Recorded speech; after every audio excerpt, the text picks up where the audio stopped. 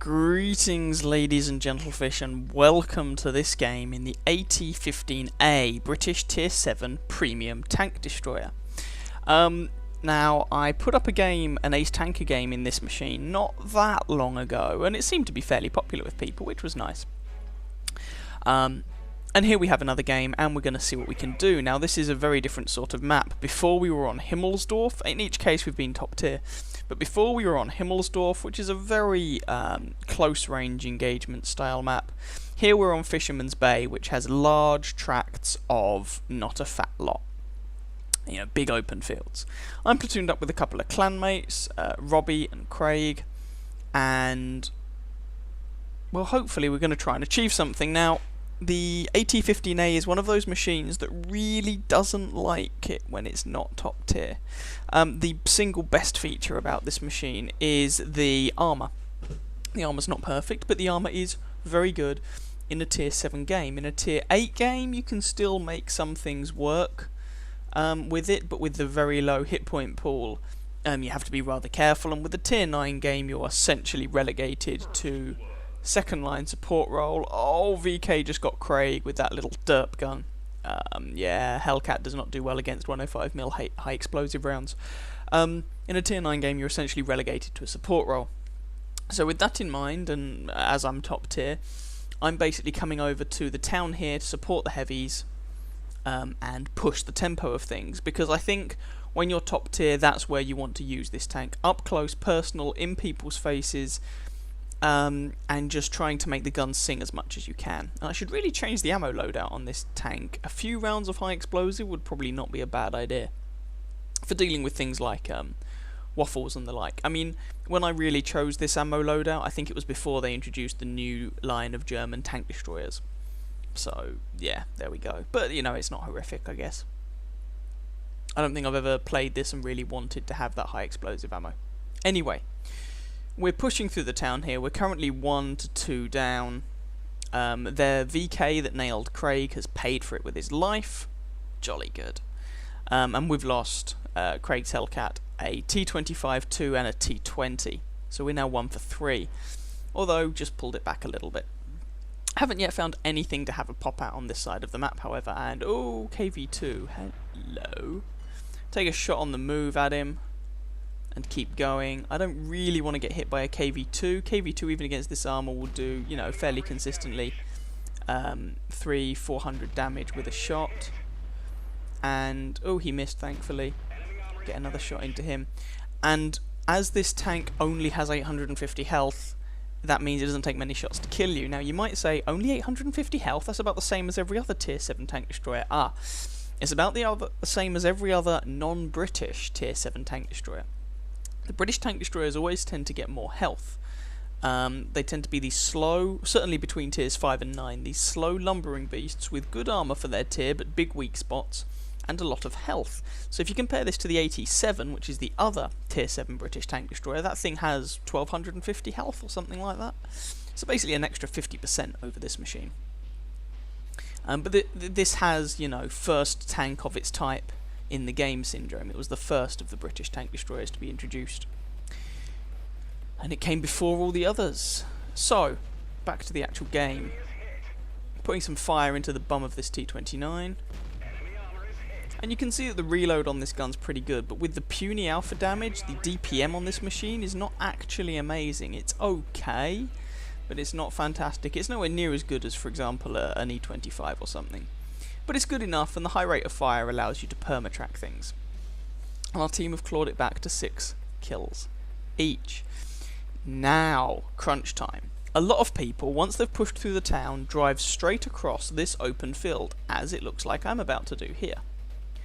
They then run straight into the enemy tank destroyers that are inevitably camping up at A1, B1, C1, that sort of area in that little, I guess, mini village.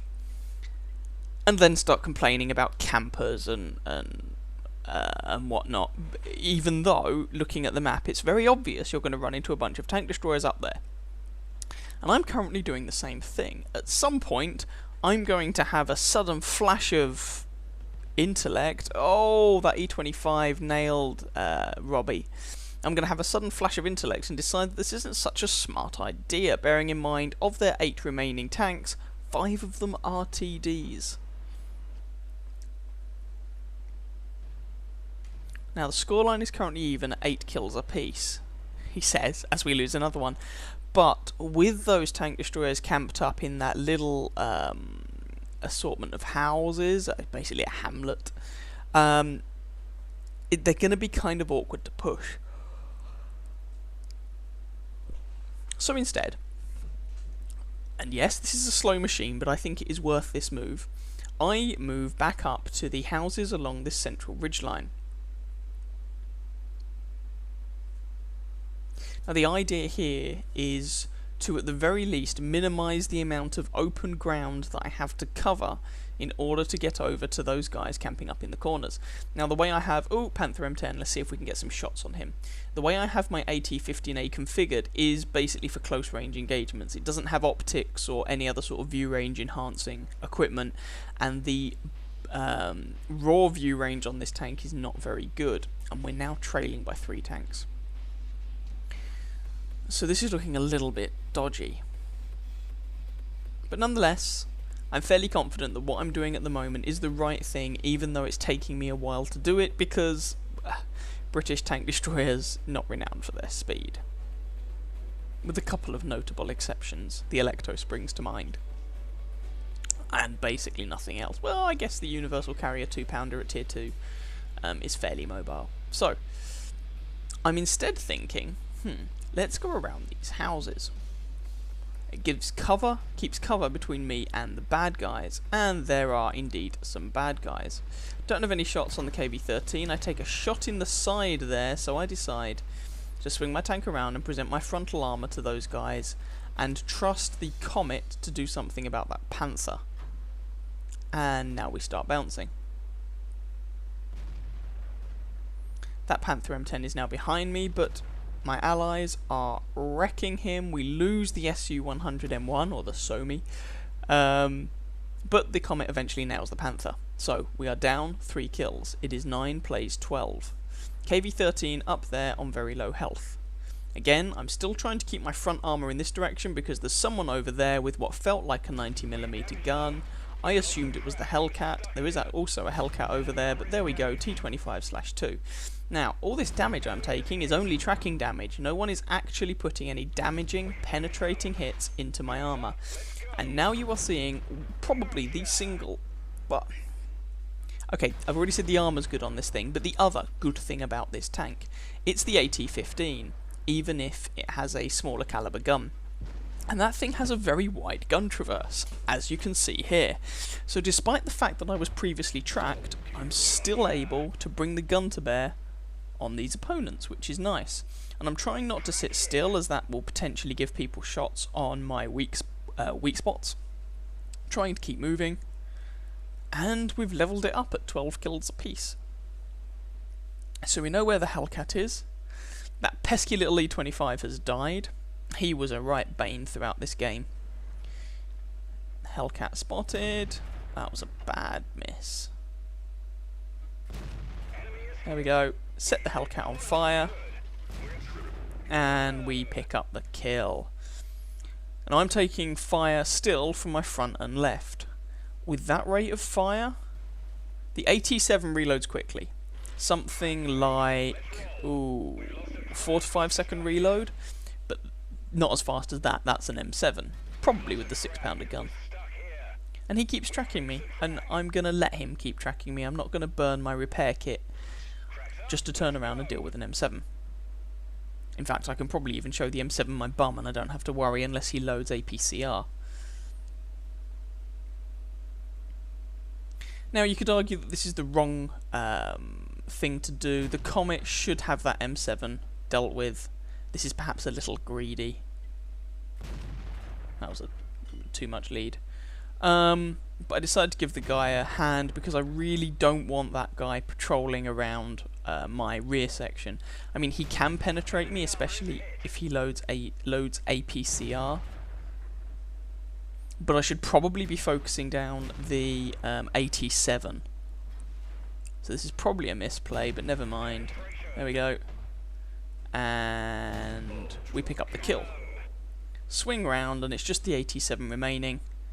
That's perhaps the worst thing I did that game, I think, concentrating on that M7. I probably should have been concentrating on this AT-7 sooner. My kind of logic was, alright, I got greedy, I'll admit that. But my justification, I suppose, was that the AT-7 is slow.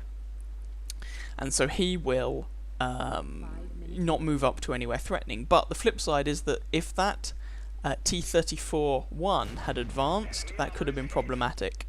That was a little lucky, getting a shot into the AT-7's commander's hatch. Trying to pick out this guy's weak spots. The silhouettes aren't working particularly well in the replay system at the moment. There's another one, and he's moving around, to be fair to him. So I'm getting a little lucky with some of my shots here. And another. And I could switch to APCR, but how much pen does the APCR give me? 239.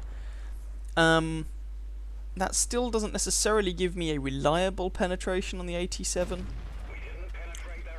I don't know, but I'm perfectly happy just to fire AP at him, hitting his weak spots. There we go, shot into the side armour, and he's down.